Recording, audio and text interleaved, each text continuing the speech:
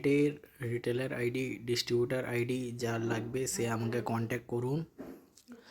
আর আজকে আমরা বলবো রয়নেটের আইসপের ব্যাপারে। রয়নেটের আইসপে সাবস্ক্রিপশন নিতে গেলে ব্যালেন্সে ক্লিক করতে হবে।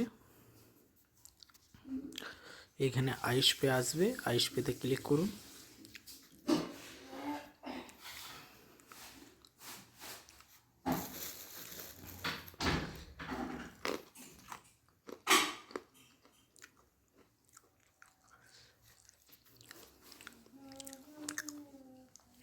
এখানে খুলে গেল আইসপের ইন্টারফেস। অ্যাড অপশানে ক্লিক করতে হবে।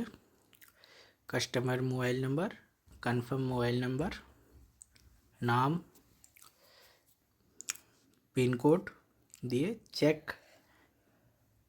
চেকে ক্লিক করলে ওখানে প্ল্যানটার ব্যাপারে বলবে, তারপরে পে নাও ক্লিক করতে হবে।